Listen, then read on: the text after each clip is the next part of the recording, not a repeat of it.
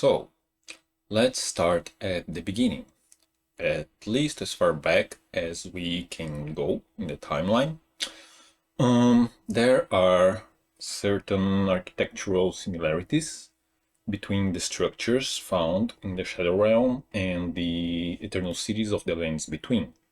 These two civilizations, having developed independently from each other, is unlikely given these similarities. Like, two civilizations figuring out pyramids are a good shape to build long-lasting massive structures is easy, but the kind of similarities we find here, not so much. Then the questions become who preceded whom and how are they connected?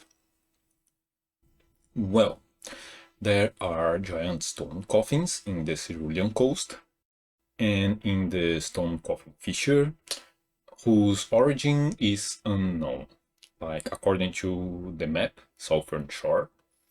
And considering the presence of century sparks, that they are meant for giants, and that they are associated with both ghost flame through mass and vortex of putrescence and arcane through putrescence cleaver, then it's safe to assume they are associated with the Eternal City giants, or at least their Shadow Realm counterpart, right?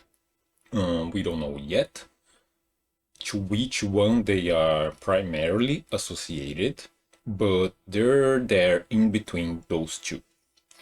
But these stone coffins, they also look like ships. And, well, that fits the Eternal Cities practice of using coffins as a method of transportation. That, combined with the fact that claiming priests of the ancient dynasty wield harpoons, and the reliefs depicting ships in the Eternal Cities, should indicate that the people of the Eternal Cities were seafaring people, and these coffins were literal ships for their explorers. The glovewords found in such ships indicate these giants, who were either a ruling or clerical class in the Eternal Cities, were meant to be either reanimated or have their spirits brought back by the people who accompanied their remains. Those people, however, were either unable or unwilling to do so, since all that's left of them is the putrescence kept within the stone coffins. Now, considering there were already fingers in the Eternal Cities, which is demonstrated by the existence of the Fingerslayer blade, then Meteor's star would have fallen to the Lands Between before the death of their one god, which is something I have explained way back when in the first two videos of my first Elden Ring series. The Nox performed a ritual that summoned Asteos and killed the god, the one god of the Eternal Cities, which was a constellation of stars, which gave birth to new deities, blah blah blah blah blah. And with that in mind, that would make Meteor originally an avatar to the one god, to that one god of the Eternal Cities, such as the Elden Beast is to Grace. Besides providing a means for communication with their deity, Meteor may also have facilitated the spread of that outer god's influence to other worlds. Like, Meteor's arena is underwater, and there are many tunnel-like structures jutting out to the surface, and those structures are similar to the ones found in the Finger Ruins of the Shadow Realm, one of which is responsible for transporting the player to Meteor herself. So those tunnel-like structures are portals. And having sailed out to sea, the people of Eternal Cities would have been transported to another world by Meteor, in a process that mirrors the spread of grace. Like, there are many earth trees in the Elden Beast's arena, which indicates that grace spreads its influence to other worlds. and the one god of the Eternal Cities is doing the same thing. Yeah, so that's the exploration, but regarding Metyr herself, like, even after the Nox ritual of Dayside, she apparently continues to attempt contact with her one god, even though it's dead now. But the various two fingers that we meet in-game, they're communing with other outer gods, like Grace, for instance. Like, the offspring diverging from the path of their parents isn't exactly unheard of in the Lands Between, right? The game itself kind of seems to point towards that conclusion with the cherishing fingers.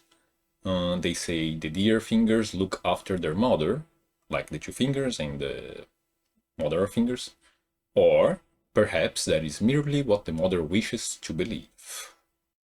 And just as a side note, Finger Creeper Ashes also implies that despite having been the first one, Metyr isn't personally birthing every single creeper out there, like its mothers, plural. So Metyr is the starting point for the fingered nightmare species, but other fingers can birth other fingers as well.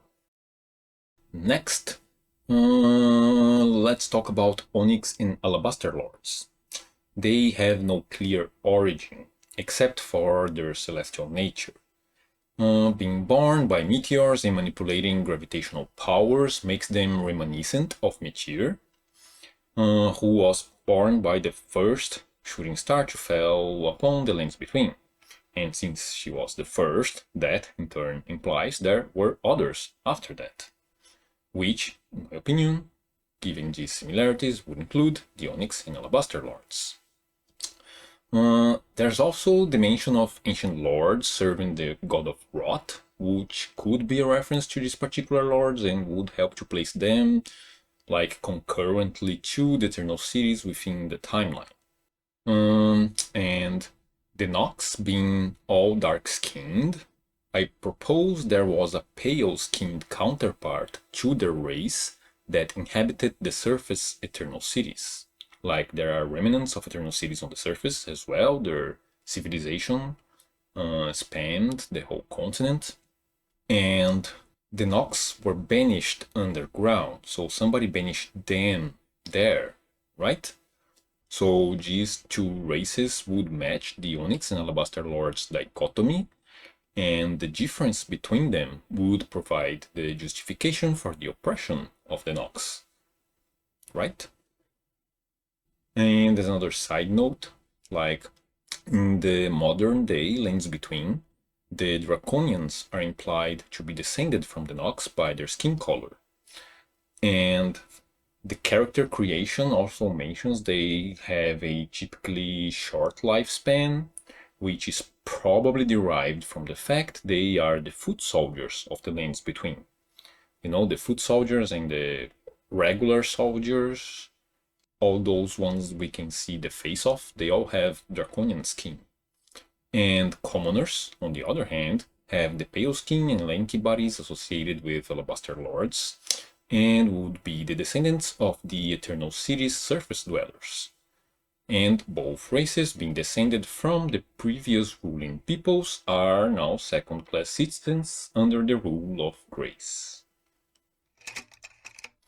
So now we have the people of the Eternal Cities going to the Shadow Realm, and since they were spreading the influence of their outer god, then they came there as colonizers, right? But the shamans, they don't share that Onyx Alabaster Lord skin color dichotomy, and they were likely native to the Shadow Realm. And they had established a matriarchal society, which is implied by the grandmothers and the statues in the ancient ruins of Raul, which contrasts with the patriarchal society of the Eternal Cities, where the most prominent statues are all of men. They have patriarchs, right? The bearded guys holding tablets.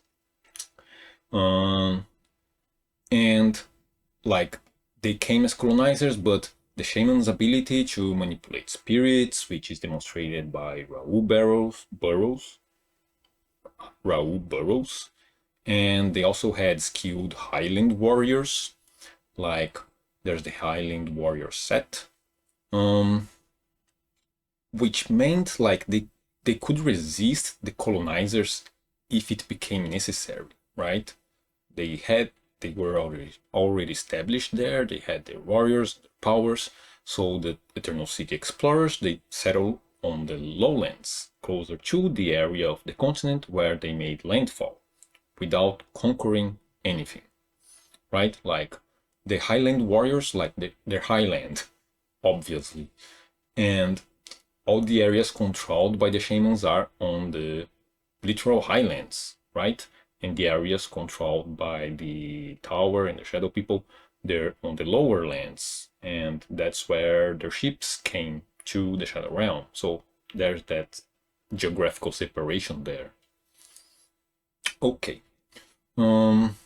I should also note that larval tears in the shadow realm, they are functionally the same as the Lands Between's larval tears, but they're made of different stuff. Like there's items that are shared between the two worlds, but the larval tears, like they're the same, they're basically the same thing. They're both called larval tears. They both look similar to each other, and they have the same function. You can use both for rebirthing with Renala, but the description is different, right? And they come from their nature is different. So the Lands Between larval tears are tied to the one god of the Nox, and their Shadow Realm counterpart should indicate a separate entity existed and gave rise to these creatures in the Shadow Realm. And regarding the colonizers, their previous worship of an outer god tied to Ghost Flame and the manipulation of spirits means they could not only find cultural common ground with the natives of the Shadow Realm, but they could also draw power from the same power pool, which is indicated by Gravebirds and Deathbirds and the ancient spirit calling hexes of the tower, right? Like Deathbirds, they're tied to the Lands Between the cities. The Gravebirds are tied to the Deathbirds and their spells. They're compared to Ghost Flame and all that, but they're not from the Lands Between. They're exclusive to the Shadow Realm, and their presence, like physically their presence, coincides with the locations controlled by Shadow People, things like that, Tower of Belurat. So the colonizers were drawing power from the same pool, the same god as the natives in the Shadow Realm. And regarding that god in the Shadow Realm, there's the Secret Rite Scroll.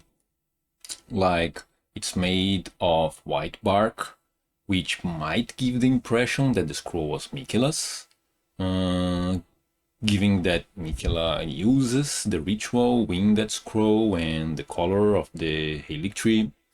But if it were Miquella's, then it just kind of wouldn't be there where we find it.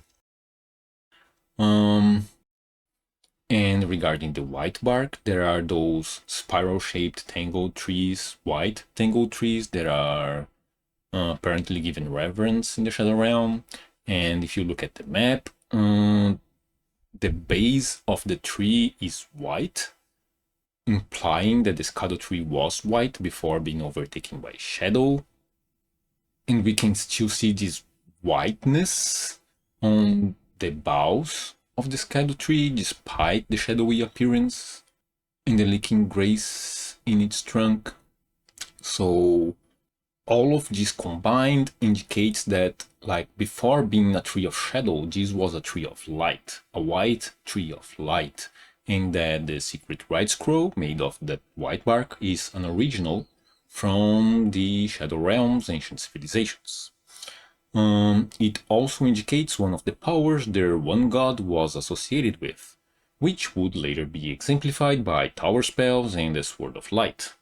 Dark meteoric ore, born from their one god and illustrative of shadow, is also known to have fallen in the Shadow Realm, as seen in the ancient meteoric ore greatsword, which also utilizes the white light that have been associated with their one god. Now, the people from the Eternal Cities that came to the Shadow Realm as colonizers, they probably had members of both castes, the surface dwellers and the underground people, and the Nox that accompanied the explorers would have been an underclass, just as they had been in the lands between, and they would have been shunned underground again. Like the jails in the Shadow Realm, they share the aforementioned similarities to Eternal Cities architecture. They run very, very fucking deep underground, and the ice magic that is present in those jails is reminiscent of the ice magic of the Dragon King soldiers, who wield frozen lightning spear, and the Lamenter's mask transforms its wearer into a dark-skinned humanoid. So what I think happened is that the pale-skinned Hornsent, like you can look at the Grandam, you can look at the Hornsent NPC, the one that fights with / against us. They're all pale-skinned, so they are descended from the, I'm calling it Eloi, like Morlocks and Eloi, the surface dwellers, and the tutelary deities and the Curse Blade warriors. They have dark skin and they are descended from the Nox. Now, the customs of the Dominula celebrants in the lands between, they are implied to have originated in the Shadow Realm by the festive Greece. The description reads: the delightful festival is an old tradition, one old enough for the Earthreach tacitly to tolerate its endurance. The festive motif fits the Dominula, the windmill celebrants, and the effects are the same as from their weapons. So their communes, populated by women with floral motifs, they fit the shamanic societies of the Shadow Realm, right? So one is derived from the other.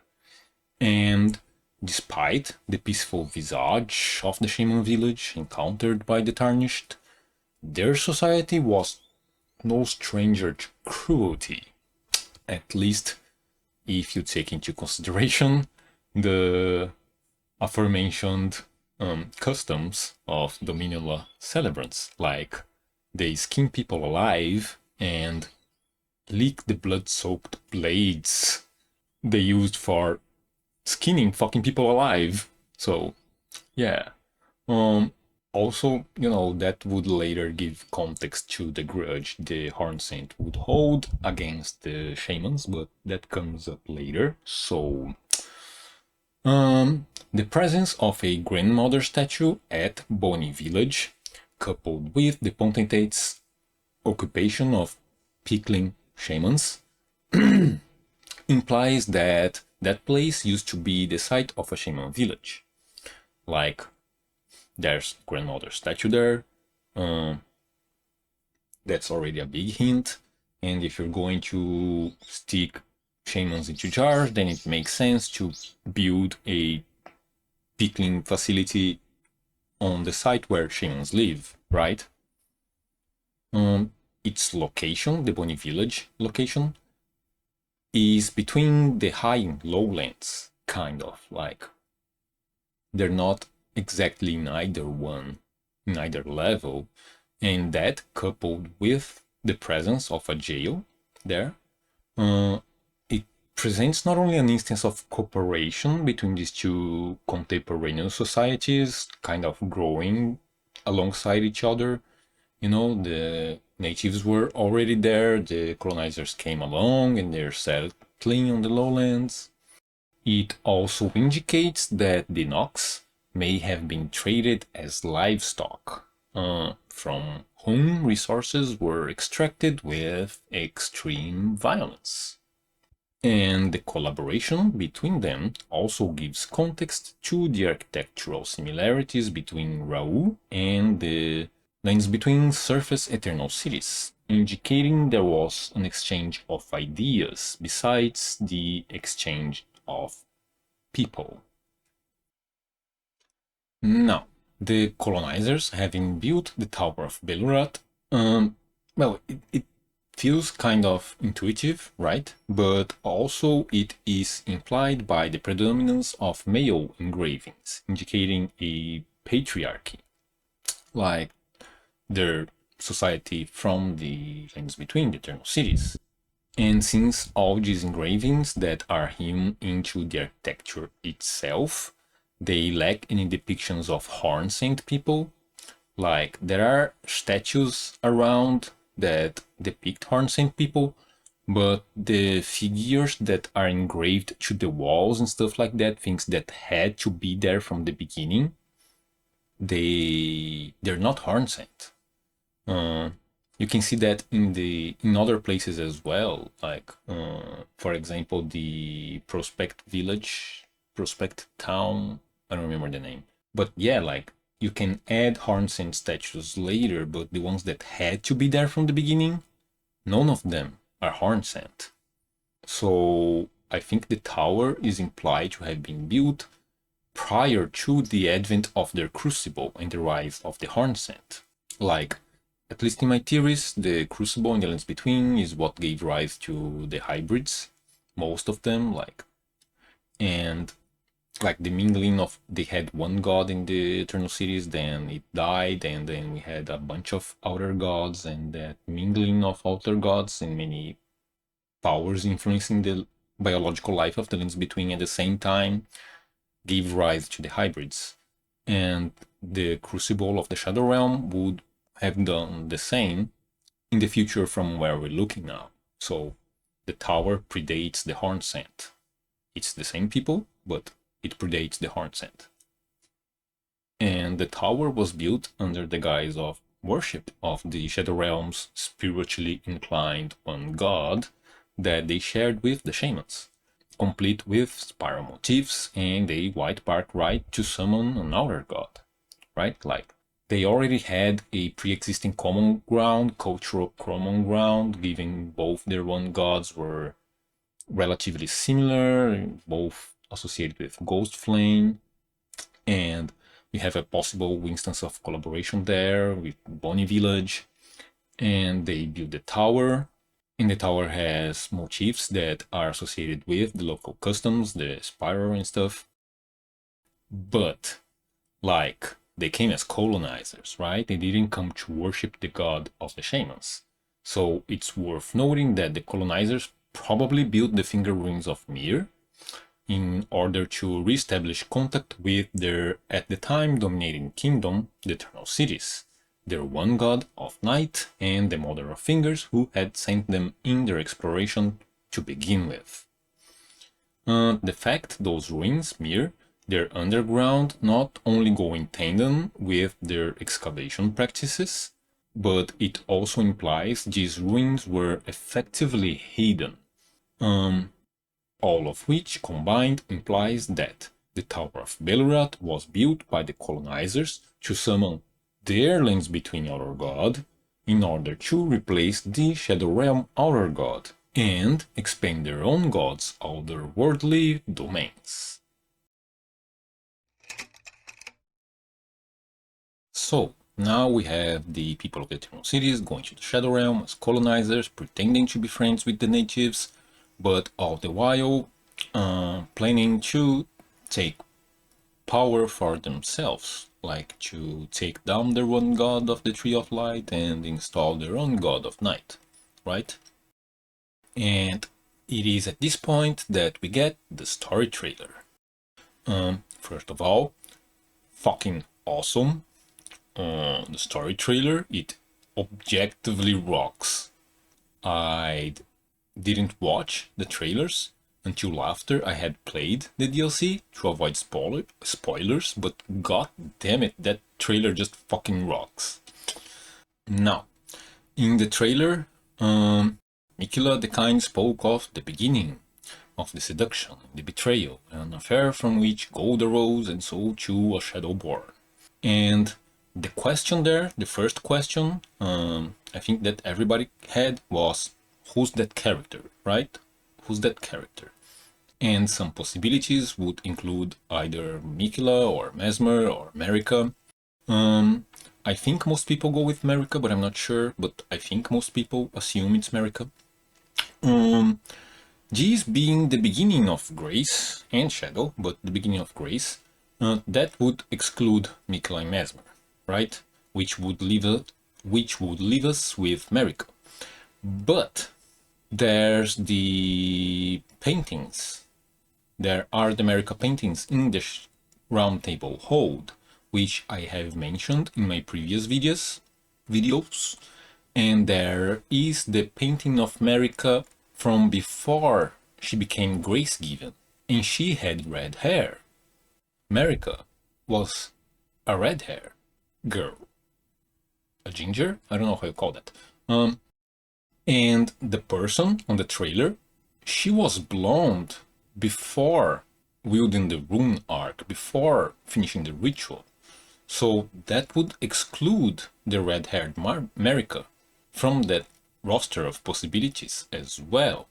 Especially considering that her painting also indicates she became Grace-given in the Lands Between, not the Shadow Realm. Right? So that can't be either Mikila or Mesmer or Marika. So who the fuck is that? Just before we go on, a little side note that the Young Lion set kind of cements story trailers as canon, right? It mentions Malenia's whisper to Radahn, which was shown during the fight in the base game's trailer, so yeah. Okay, so that person on the trailer, she also had a dress and bracelet, like that of Marika. The bracelet is snake-like in its appearance, and seduction, which is mentioned in the trailer, is thematically associated with snakes, with serpents. And in Bonnie Village, again, we mentioned Bonnie Village before. In Bonnie Village, where there used to be a shaman village, there's a large clump of snakeskin close to the grandmother statue that gives us the All Mother gesture. All of this combined with the base serpent's association to shadow, like the abyssal serpent, shorn of light, implies that the person in the trailer was a grandmother. It wasn't Marika, it was a grandmother, and that the base serpent was involved in said beginning. And at this point, I really need to make a note saying that the existence of multiple grandmother statues and the phrasing of the Golden Braid item, which mentions the grandmother with a capital G rather than her grandmother. Like, I think most people assume like the grandmother in the Shaman village is Marika's grandmother, but it's not her grandmother, it's the grandmother, capital G. So given the context of their society, that would mean that grandmother was more likely a title of their matriarchal social structure rather than a literal familial bond. It wasn't Marika's grandmother, it was a grandmother, right? Now, the thing the trailer's grandmother reached into looks like a Prince of Death's eye. I have some pictures comparing them, and I have kind of a timeline thing that uses the crest produced by the Prince of Death crest that is produced or not by various spells and things in items that kind of functions as a, I don't know, measuring stick for the timeline. This is the first half of it. Let's go through it. It's in order from top to bottom, chronologically. So, the Ancient Death Rancor and Explosive Ghost Flame spells, they are both associated with Death Birds. Lands Between Death Birds. And they produce a ghost flame colored Prince of Death crest, and they are both affected by the buff of the Prince of Death staff, indicating the Eternal Cities had developed Prince of Death technology. You know, like the spells are associated with the Death Birds that are associated with the ghost, with the Eternal Cities. And if they're producing this crest, and if they're affected by that staff, that means the Eternal Cities already had Princes of Death. They're not like Godwyn, but they're Princes of Death. Ghost Flame Princes of Death. Okay, now, next. The Spectral Rings of Light, they are associated with the Shadow Realm, Grave, and Death Birds.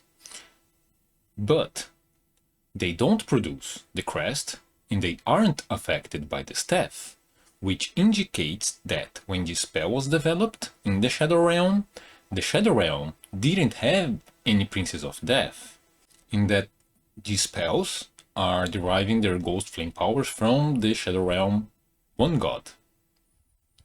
Especially considering that Spectral Rings of Light also produces Pyros, right? And then we get to where we are now in the timeline, which is the story trailer. And the story trailer's Prince of Death would be the first Shadow Realm Prince of Death. And it was meant to be used by the colonizers to summon their Lands Between one god. Okay, so are we following up to this point? We will expand upon this timeline, upon this slice of the timeline later on, but for now, this is what we have. This gives us the first known point of origin for Princes of Death, their relationship to Ghost Flame, and it gives us a timeline regarding the appearance of Princes of Death in the Shadow Realm. Alright, moving on. Back to the main timeline, we have the seduction and the betrayal from the trailer, right? So, the former, the seduction, concerns the serpent's involvement with the grandmothers, having convinced them to perform the colonizers' secret rite behind their back. The latter, the betrayal, is multifold. First, it's worth noting that the serpent would later be associated with other kinds of betrayals through the Gladiator set, making its involvement in this particular instant all the more likely. Then, there's the grandmother's betrayal of the colonizers, with whom they had a working relationship up to this point. And lastly, there's the betrayal of their one god, who would be slain in the process. Given that the Nox ritual that produced the same kind of bodies that we see in Enir Elin and around the Gate of Divinity resulted in the day side of their one god, and that the day side of their one god also produced the larval tears, of whom a counterpart exists in the Shadow Realm, and that, you know, like, there is no modern incarnation of the Shadow Realm's original outer god, so it just died. It's a similar ritual, it produces the same bodies, so it just died in the process. And now we get to the good part, like, considering that the Gate of Divinity is meant to ascend one into godhood, that's what Miquella uses it for, then it's probable that's exactly what happened back then. Like, a sacrifice was made to create a Prince of Death who died in soul only, while a grandmother died in body only and used the rune arc to activate a great rune and summon grace. Like, the summoning of grace rather than its creation fits the phrasing "gold arose," right, from the trailer, and the context of the many earth trees seen in the Elden Beasts arena, which we have mentioned before. It indicates that that particular Hour of God, the Hour of God of Grace, it moves from world to world, right? So it's been summoned to this world. It already existed in other worlds, and now it's been summoned by a grandmother to the Shadow Realm. And in this context, in this particular instance of the ritual, the grandmother is the Lord, right? Remember what the Secret Rite Scroll said. A lord will usher in a god's return, and the lord's soul will require a vessel. So the grandmother is a lord. In this context, the grandmother is filling in for the role of the lord.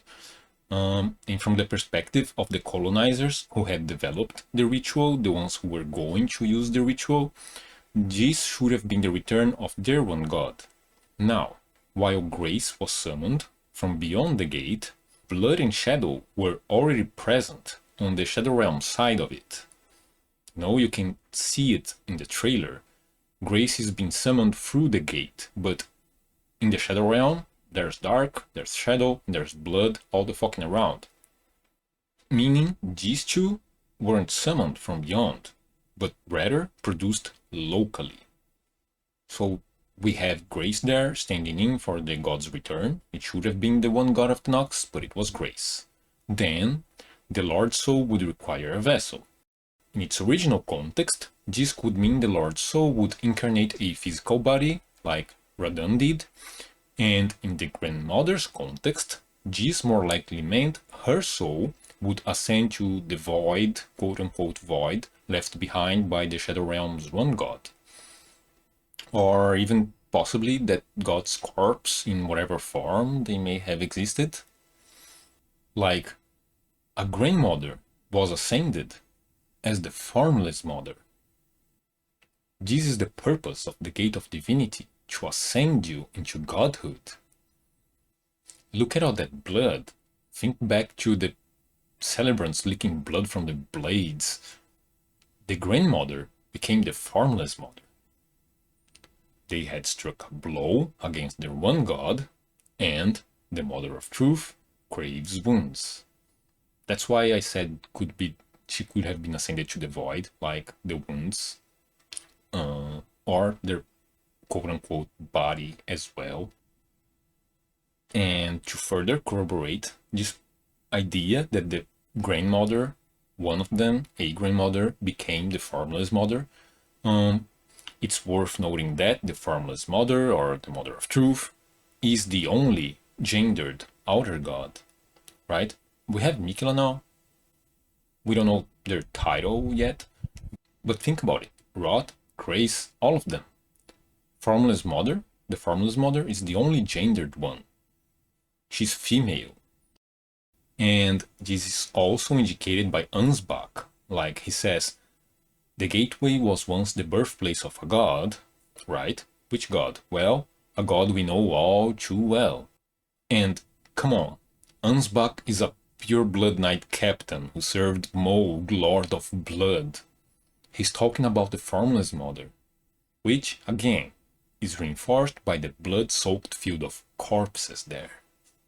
I personally think this is the coolest part of everything. And just as a side note, this also means Grace continues to be the only known truly Eldritch deity existing in the modern pantheon. The Eldritch ones, they're dead. The One Gods, they're dead. The other outer gods, they were born from the day side. The Formless Mother was ascended from the Shadow Realm. Grace was summoned from beyond. The last alien, truly alien outer god out there. Alright, so just to wrap this up, we should talk a little bit about the Shadow part. And considering Shadow was born rather than risen, like Grace was, then I think it's likely that the nature of the inhabitants of the Shadow Realm was previously more intrinsically connected to the Tree of Light that they had there. Shadow, it seems to be a kind of like tertiary power pool, like a kind of basic component. It's a part of a one god entity's making, but after their demise, the power pool is never explicitly claimed by an outer god. It's a power that can be manifested, wielded, and assimilated, but that exists beyond the dominion of the outer gods as we know it. You know, kind of like gravity. Gravity becomes associated with Starfall beings, and Shadow became associated with the Shadow Realm beings that were themselves connected to the Rite of Dayside. This means that the Base Serpent was now associated with Shadow, like an abyssal serpent, shorn of light, but it had no control over it in the same sense that other deities might have. Also considering, of course, that the serpent doesn't seem to have become another god at all. And the Formless Mother connection to, but not dominion over Shadow, explains the thorns associated with the powers she bestowed in the lands between in ages past.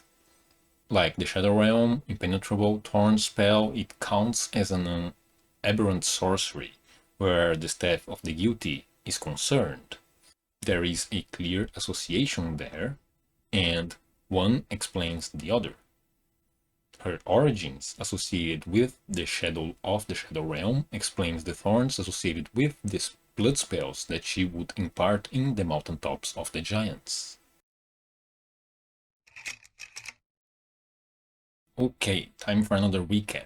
So, now we have the Eternal City people going to the Shadow Realm as colonizers, pretending to be friends with the natives, meanwhile planning to betray them. But the shamans betrayed them first and went to the tower, to the Gate of Divinity, and one of their grandmothers became the Formless Mother. Along with Serpent, they summoned Grace, and they killed their one god in the process. Okay? Okay, so what happens next? Well, in the aftermath of the Secret Rite, the Shadow Realm had two new deities, Grace and the Formless Mother, while the base Serpent remained an ally to the shamans. And this is also the beginning of their Golden Crucible, which I mentioned a while back. Like, in the lands between, the Crucible is associated with the red matter of the primordial Earth Tree. That's in the description of like Ordovis's Great Sword and the Crucible Hornshield, which is to say, the Great Tree during the rule of Death in Death, the Glowmind Queen. And in the Shadow Realm, the Golden Crucible would indicate a period of time influenced by Grace and the shamans who summoned it, along with their ascended Formless Mother and Serpent ally. Right? It seems a bit counterintuitive at first, like the lands between are primarily associated with Grace, so why is the Crucible there associated with the red matter, the red gold of the primordial form of the Earth Tree? Because before there was Grace, there was something else. So that's the Crucible. That period of time, it predates Grace in the lands between. But the Crucible here, in the Shadow Realm, is concurrent to the arrival of Grace in that world, right? Okay. And, of course, given the context in which the Secret Rite was performed, the previously established customs of the shamans, and the future grudge from the Hornsent, it's safe to assume that this period had the shamans as the oppressors and the colonizers as the oppressed. Now, there are three altars of light and darkness in the game. The altars where you can get the Stone Shift Sword, and all of them, they look out of place in their current locations. They are found in the Fog Rift Catacombs, the ruins of Unte, and the ancient ruins of Raul. And this impression that I have that they're out of place where they are, I get that from the material from which they're made, from the ornamentations found on them, and even the lighting effect that they give off in relation to those locations. They just don't look like they belong there. And the implication being they were moved to where they stand now, right? They used to be somewhere else, and then they were moved to where we find them. Okay, so there are these three altars, and there are also three wind forges in the game, and these ones, they look like a place where these altars would be at home.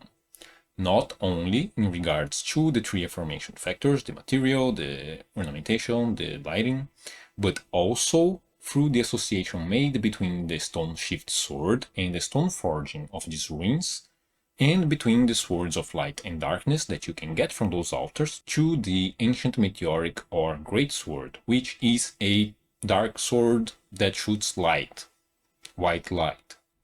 Like those altars just belong there. So when the player interacts with one of these altars, they are presented with the Stone Shift Sword. If they don't have one, Otherwise, they are given the opportunity to either upgrade that sword into a Sword of Light or Darkness, or, if they have one of these two already, to convert Swords of Light and Darkness between the two variants. Now, considering the death of the Noxus One God is supposed to have given rise to Silver Tears, then the presence of lava tears in these forges, in the ruined forges, should indicate they were built after the shamans had killed their one god, right? And considering the shamans would be subject to grace in the Formless Mother during the Golden Crucible, then the usage of light and darkness regarding the structures and weapons would be more likely to be employed by the non-shaman population of the Shadow Realm, which is to say, the Hornsent, right? We have the Crucible now, so now the colonizers are starting to become the Hornsent and the Curse Blades. All of that, plus the fact that all forges are underground, all of these points, they combined with the power dynamics of that era to indicate these forges weren't just underground, they were hidden. These forges are the means through which the Hornsent were able to usurp power from the shamans after the secret rite they had performed. You know, like, if the Hornsent are the ones most likely to be using these forges, and they're using them to make weapons, but they are also the oppressed class under the shamans, and the forges are all underground, so they are hidden for making hidden weapons. It's a rebellion in the making. Like, also, there's a observable lack of adornments in these forges. It's kind of uncharacteristic for the various structures that we find, both in the Lands Between and in the Shadow Realm, which also helps to paint these facilities as, like, practical in nature, right? Okay, so, first, the first least likely possibility is that they crafted stone shift swords that could pass as ceremonial instruments and that would be converted into actual weapons in different locations, right? You have the three forges, they could be making stone shift swords, and then you can turn them into swords of light and darkness later and use them as weapons. And they would be pretending that the stone shift swords, they aren't weapons at all, right? But this possibility is the least likely because, like, a veritable army of Hornsent carrying ceremonial stone swords is effectively just an army of Hornsent carrying stone swords. And that would probably not be tolerated, right? So the second, more likely possibility is that besides forming an integrated system for energy converting between light and dark, the altars were also used as transporters. They could move things around. Like, while it's possible that there are three separate stone swords waiting for the Tarnished in these altars, it's also possible there's a single sword that gets transported between altars. This would not only be a better fit for the fact that when we use these altars as converters, we're not getting a new sword, but converting the same weapon. Like, if you're converting let's pretend you're getting a new one every time. Like, there are three stone shift swords, and you convert them to swords of light, and you get a new sword, right? No, you're literally converting. It's the same weapon, right? It's the same weapon. It retains the upgrade level. And this possibility of transporting weapons or whatever between the different altars, it is also consistent with the dynamic created by the particulars of each one of these forges. First, the ruined forge of Starfall Past is implied to be a quarry more than a mass-scale forge.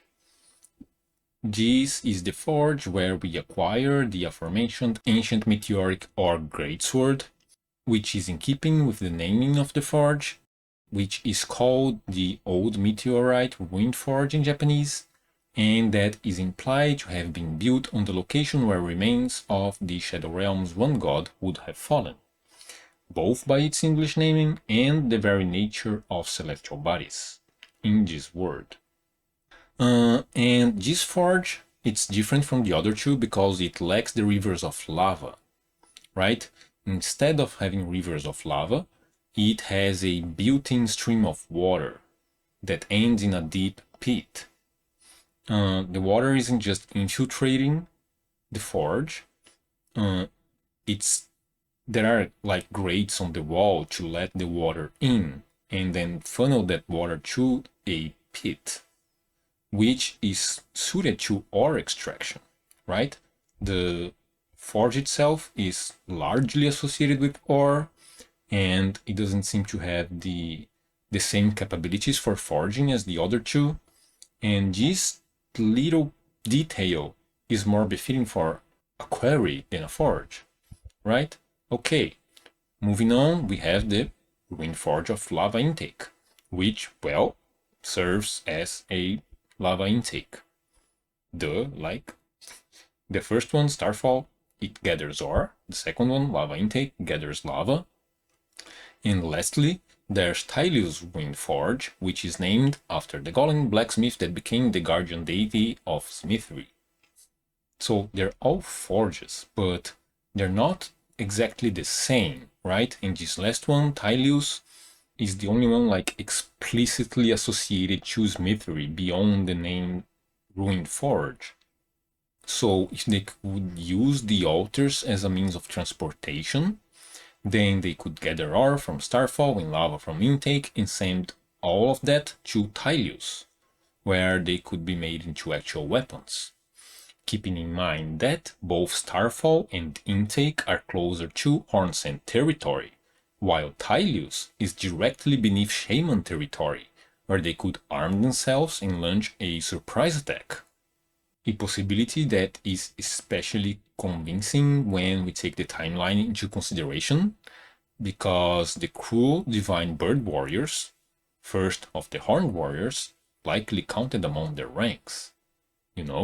So all these underground facilities, gathering material, sending them to Tyleus, they forge their weapons, and then the bird warriors just fly out of the fucking ground up to the highlands and fuck up some shaman shit, And that's a revolution right there. The shamans went behind the colonizers' back, now the Hornsent went behind the shamans' back, and after the rise to power, the Hornsent's rise to power, the Golden Crucible was recontextualized as an epoch of the Hornsent, whose mark of impurity was henceforth celebrated as a proof of their divine lineage. Like, this is a Soulsborne game. Rewriting history is like common practice through all Soulsborne games, right?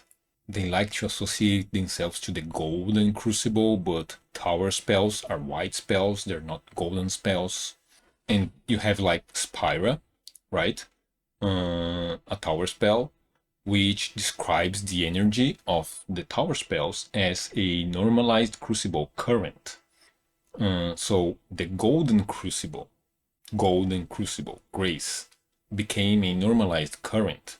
So this is indicative of the end of the Golden Crucible and the deposition of Grace as one of the ruling outer gods.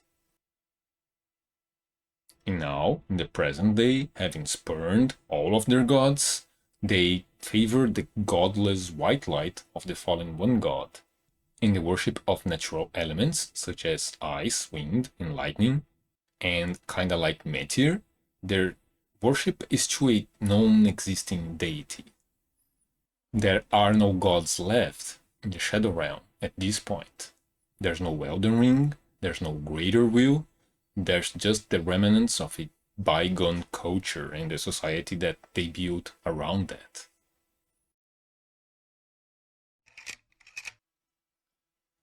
So, the Hornsent revolted against the shamans and usurped power from their merry band of outer gods. And what happened next? Well, next we have the Newmen. The Newmen are said to have come from outside the lands between. and Marika is made of shadows underneath her skin, which indicates their quote-unquote stock hails from the Shadow Realm. Having been deposed, the Formless Mother moved to the Lands Between. As I have previously theorized, the Formless Mother is a kind of planeswalker with the ability to influence other worlds a lot more directly than what the other Elder Gods are implied to be able to, which is primarily but not exclusively indicated by Mohg's Great Rune, which is the only Great Rune with that ability.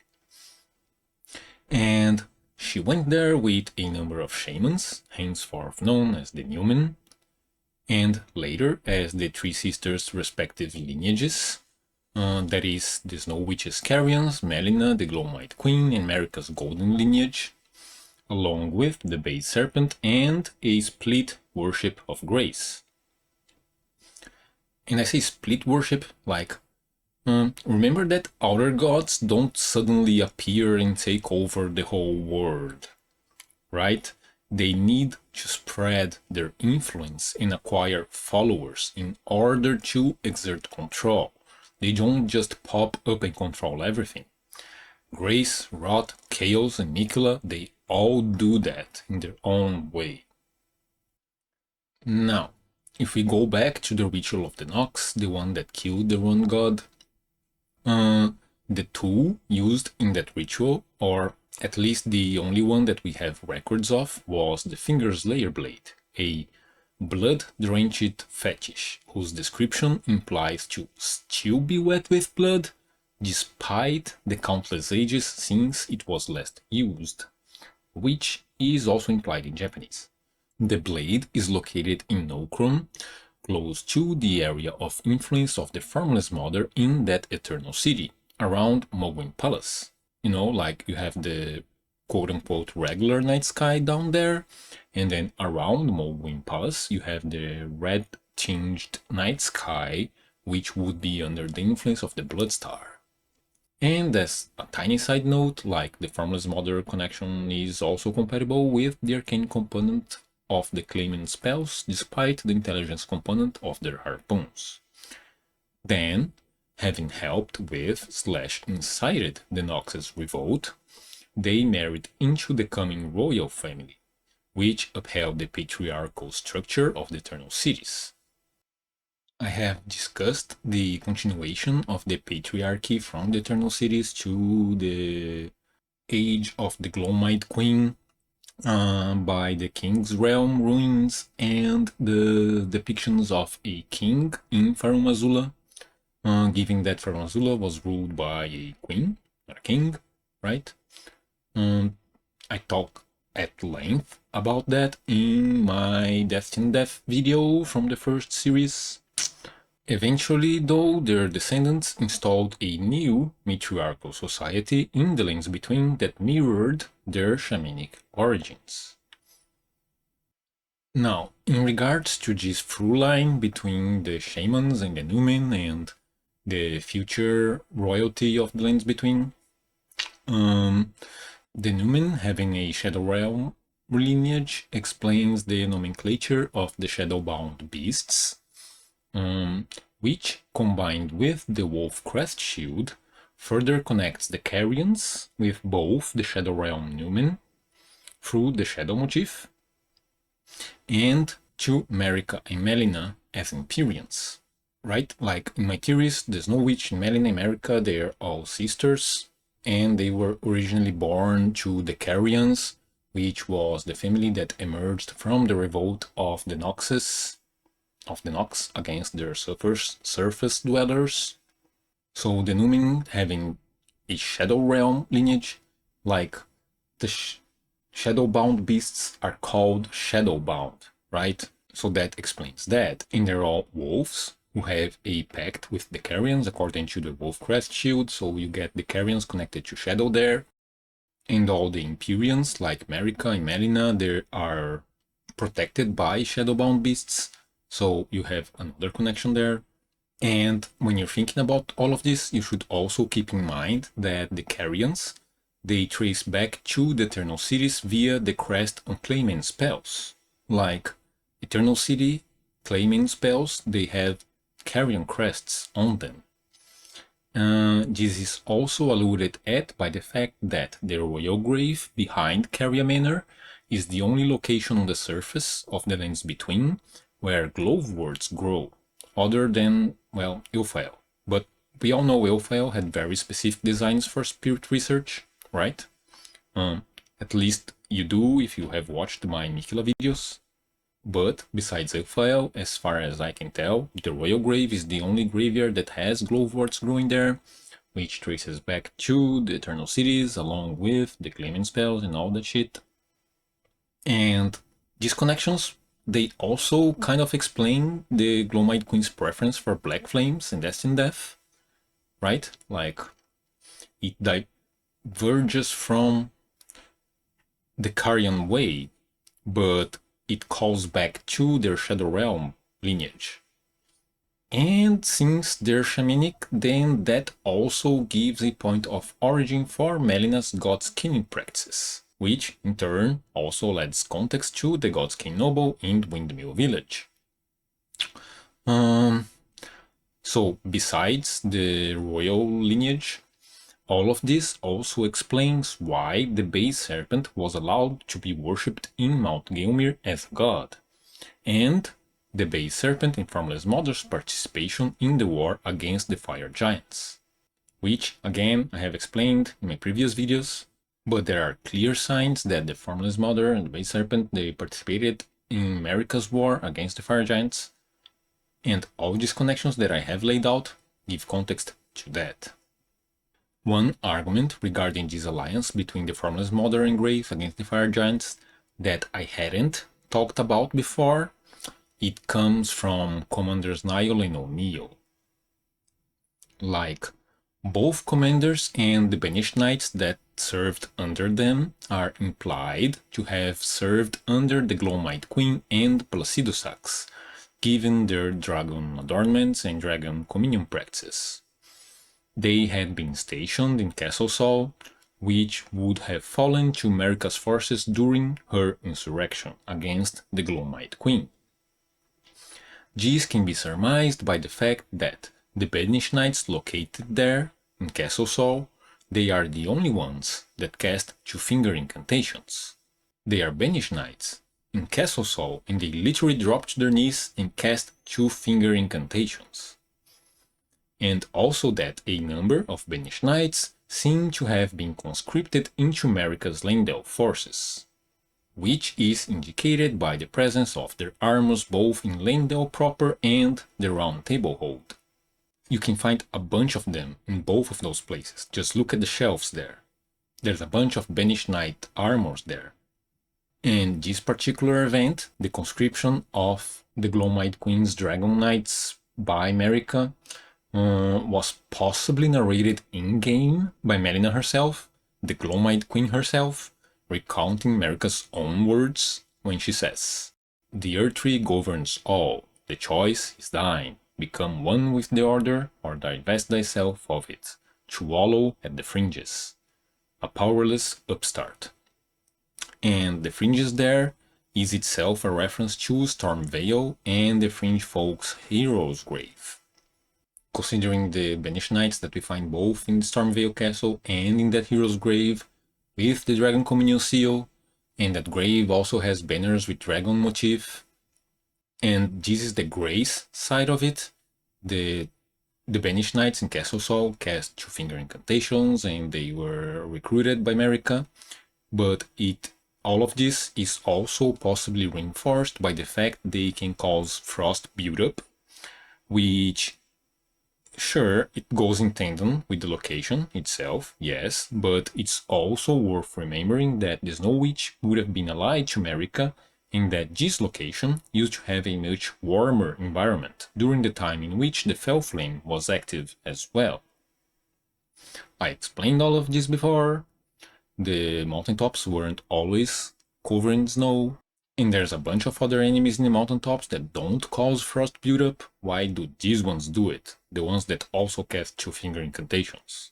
So, both commanders, Niall and O'Neill, they offered their legs in exchange for the lives of their men. It's explicitly stated by the Veteran's Prosthesis, which belongs to Niall, I think. But O'Neill is also missing his leg, which is reminiscent of the Fire Giant and compatible with the timeline, since the Fire Giants were enslaved during the rule of the Glowmite Queen, right? They all served under the Glowmite Queen at the same time. The Fire Giant does exactly the same thing. And the fact that their men quote-unquote survived as spirits is compatible with my previous theory that Marika had been a kind of spirit caller herself. And lastly, both commanders wear capes adorned with Marika's One Ring. This is the ring she had before usurping the Elden Ring proper from the Glowmite Queen, and which would have been a single ring composed only of grace. The Glowmite Queen had the actual Elden Ring with a lot of powers attached to it. Marika, at the time, before she defeated the Glowmite Queen and took over the Elden Ring, she had one ring. Only grace. I have talked about it before, and the existence of this ring seems to have been confirmed by Marika's statues in the Shadow Realm. Like, in the Lands Between, her statues have been updated with time and exhibit the traditional three-ring formation of the Elden Ring, which she stole from the Glowmite Queen, but her statues in the Shadow Realm would have been from that time, from the time of the Crusades, and depict the one ring she possessed at the time. The same ring can also be found in the banner of the Crusades alongside Mesmer's crest. The Fire Knight seal describes that banner as the emblem of Mesmer's army depicts a golden ring in the fire of his sacred seal. And it can also be found decorating the Shadow Keep, for instance. So yeah, that's her one ring, which I had theorized before and seems to have been confirmed now. And O'Neill and Niall's depiction of this ring seems to be drawn with a thorn motif, which is emblematic of the alliance between the Formless Mother and Grace during the war against the Fire Giants, the same war where they were defeated by Marika and her forces. Okay, so back to the timeline. The Shaman shenanigans led to the rise of the Glowmite Queen, but the Base Serpent was never ascended, the Formless Mother and Grace fell out of favor. They were around, but there was no formal worship of blood and grace. They don't seem to have had, like, any kind of dominant position, like the Felflame would have had at the time, for instance. In Marika, one of the three sisters served under the rule of the Glowmite Queen, just like everybody else. So, a new cycle of seduction and betrayal came with the march of the Golden Queen. They got the band together, Formless Mother, Serpent, Grace, they betrayed the Glowmite Queen, and Marika became the vessel for Grace's One Ring. But, as is tradition by now, the Base Serpent and the Formless Mother betrayed Marika too, and ran away with the power of the Felflame. And for this treachery, the Base Serpent was sealed away within Mesmer, who was himself banished back to the Shadow Realm from whence the snake had come. Okay, that's the end of this bit of the timeline, but I want to make a quick side note before moving on. I've seen it been argued that there's no way of knowing how Marika and the Glowmite Queen stack against each other in the timeline, so I figured it would be worth it mentioning that, since Marika stole the Rune of Death from the Glowmite Queen, then the rule of the Glowmite Queen immediately precedes the rule of Marika, right? They're right there. Marika stole the rune from the Glowmite Queen, so one immediately precedes the other. And the ruler status of each one of them in this scenario is indicated by the fact the Glowmite Queen was, well, a queen, and that stealing the Rune of Death marked the beginning of the Golden Order, right? So the Glowmite Queen was the queen, then Marika stole the Rune of Death, and then the Golden Order was created.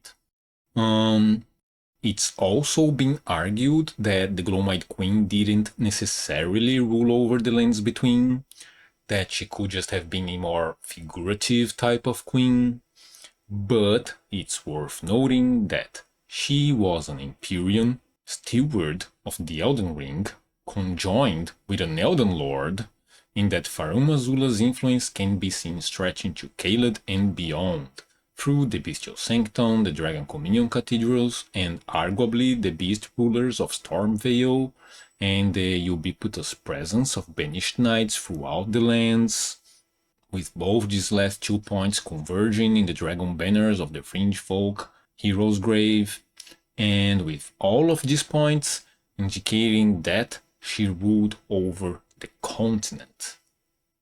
I mean, she occupied the same role Marika occupies today, so it's just more reasonable to assume she ruled in the same manner they not, right?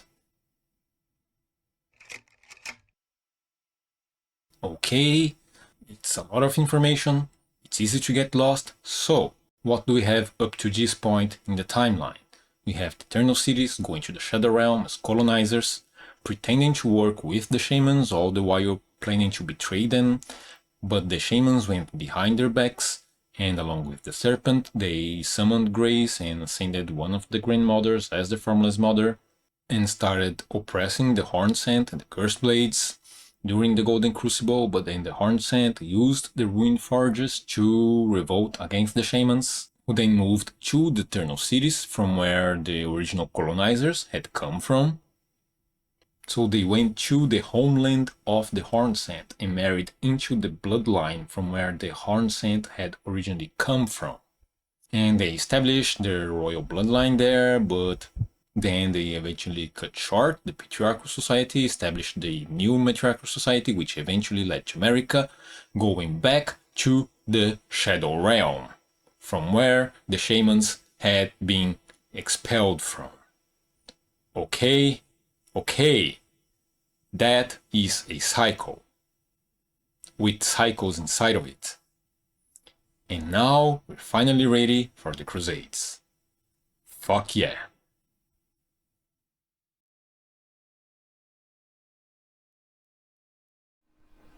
So yeah, that's part 1 of the Shadow of the Erdtree timeline. Sorry it's taking me this long to put out any new videos. This was going to be a single video, but it ended up being a bit too long, so we're dividing it into before and after the Crusades. The next one is already available on Patreon, and it should be public in a couple of weeks, maybe a month. As always, thank you all very much for watching. Thank you to all of my patrons: Sinclair Lore, Balan, Liu Vampire, Sunbee, Hubal, Taylor Reed, Medium Hat Logan, Simon Ward, Derp, Devo, Brain Douche, Mr. Pudding, and Kyle Van Ripper. Yeah, thank you guys for being so patient with me, so supportive. I hope you have enjoyed watching me melt down while trying to put this thing together over at Patreon. But yeah, here we are, finally. Okay, as always, please everybody do stay safe, and I'll see you around.